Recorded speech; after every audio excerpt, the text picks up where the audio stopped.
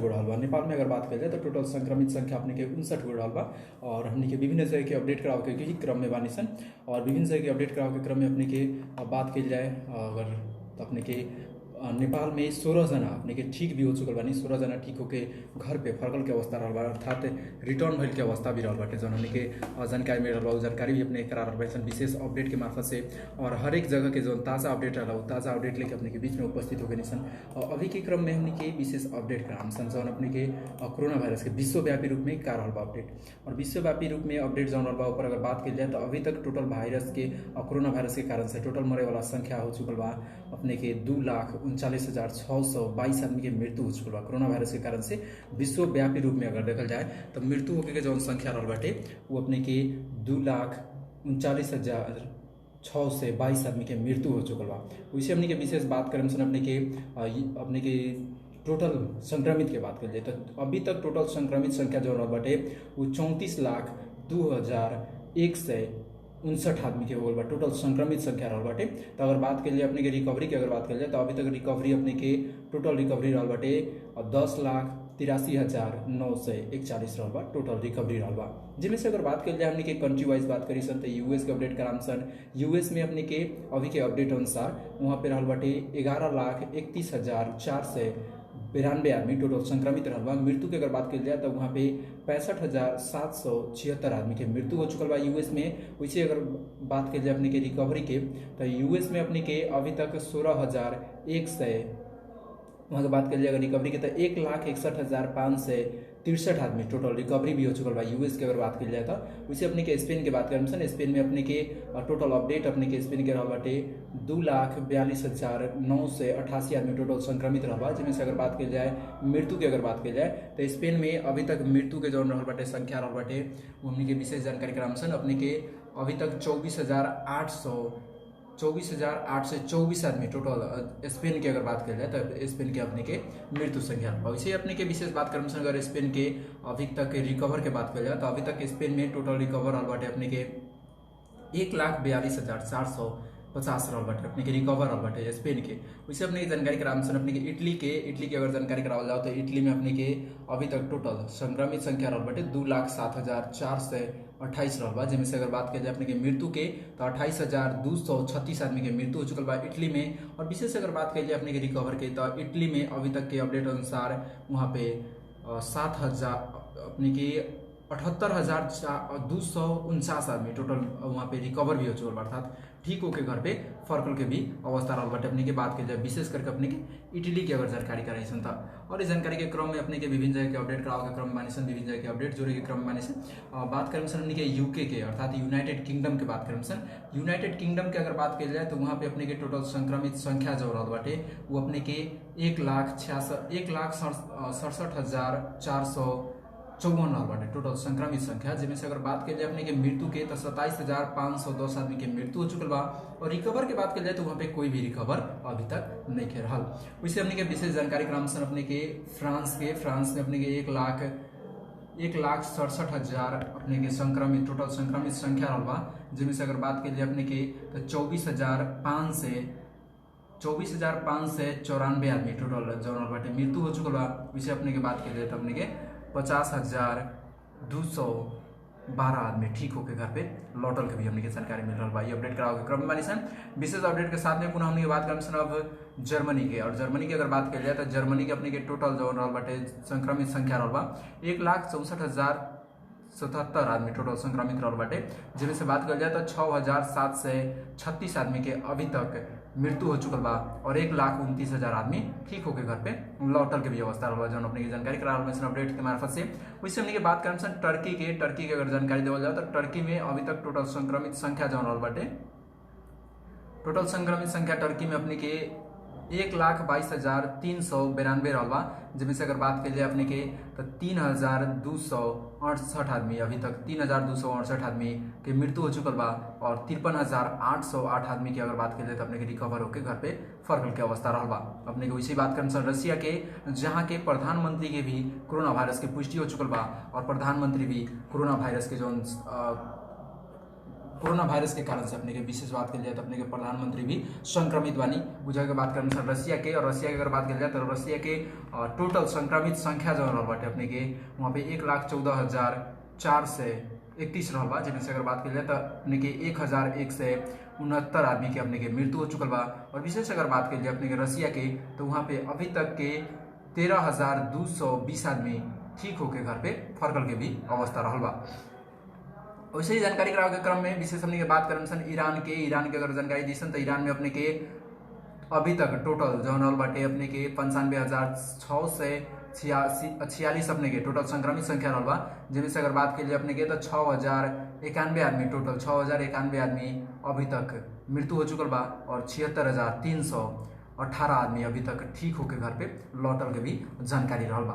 वैसे जानकारी करावे के क्रम में हमने के बात करें सन ब्राजील के अगर बात की जाए तो वहाँ पे टोटल संक्रमित संख्या अपने के 92,202 रहल बाटे, जिनमें से अगर बात की जाए तो अपने 6,412 आदमी के मृत्यु हो चुकल बा, और 38,039 आदमी के अभी तक ठीक होकर घर पे लौटल के अवस्था रहल बा। विशेष बात करें सन चाइना के, जहाँ से के केंद्र बिंदु मानल जा रहा बाटे, तो केंद्र बिंदु मानल जा रहा बा चाइना के विशेष बात की जाए तो वहाँ पे अपने के 82,875 आदमी टोटल संक्रमित रहल बा, जिनमें से अपने के बात कल जाए तो 4,633 आदमी टोटल संक्रमित में से 4,633 आदमी अभी तक ठीक होके मृत्यु हो चुकल बा। तो इसे अपने के 76,685 आदमी के अभी ठीक होकर घर पे फरकल के अवस्था रहल बा, तो 4,633 आदमी के मृत्यु हो चुकल बा।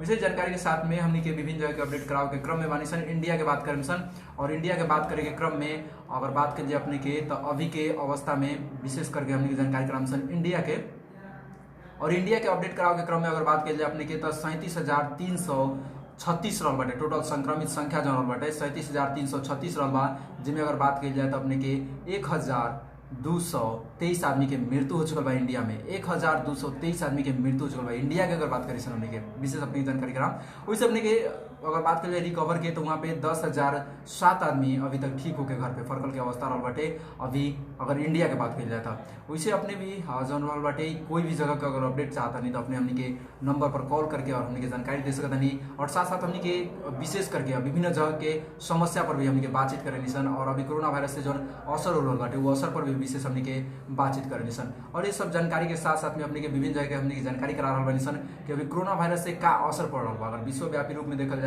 तो कोरोना वायरस से कैसन असर पड़ रहा बाटे अपने के हर एक गाँव पालिका में, नगर पालिका में और वार्डा सब में का असर रहल बाटे ऊपर भी हमने के विशेष ध्यान देवे निसन।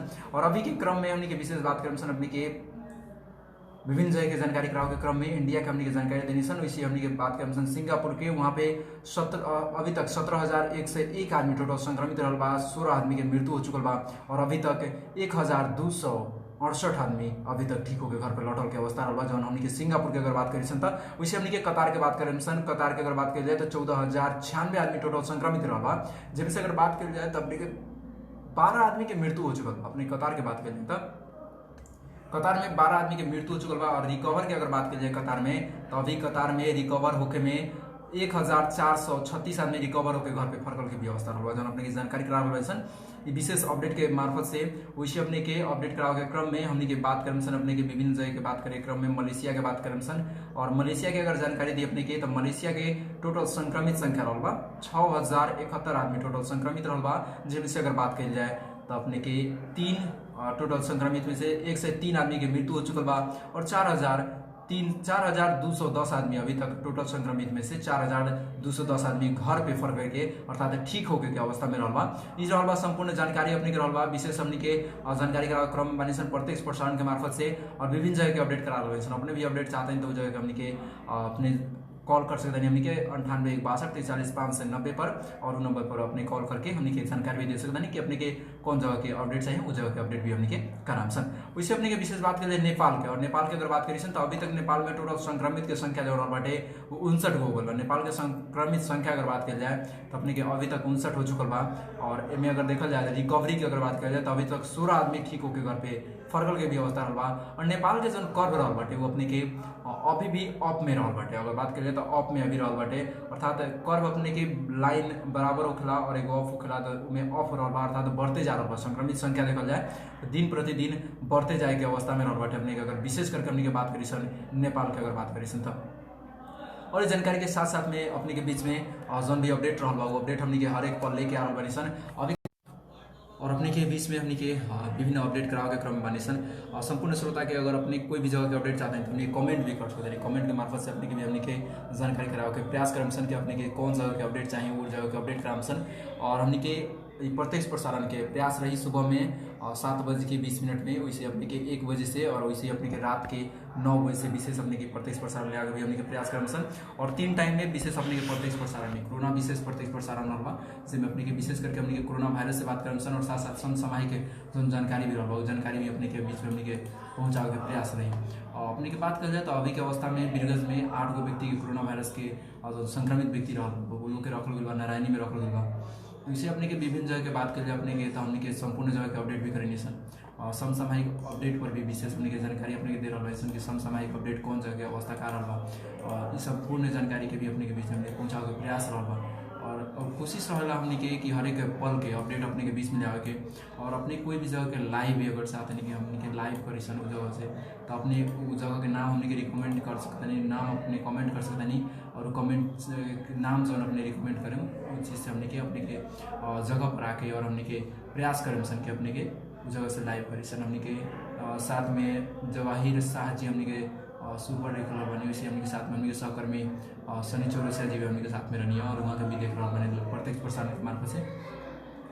और इस संपूर्ण प्रत्यक्ष प्रसारण के मार्फत से अपनी जानकारी देवे के क्रम में हमने की जो अभी तक के जो ताज़ा अपडेट रहा न्यूज़ अपडेट जो रहा न्यूज़ अपडेट भी अपने करावे के चाहसन।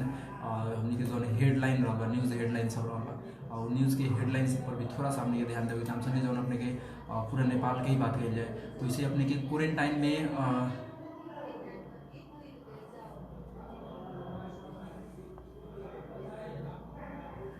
क्वारंटाइन में अपने के डुलाउदे जुनीली लोहार के मृत्यु कह के भी बाटे हमने के जौन मिल रहा बाटे न्यूज़ मिल रहा बाटे विशेष अपने के अपडेट होती है हमने के साथ में उसे अपने के विशेष जानकारी करावे क्रम में अपने के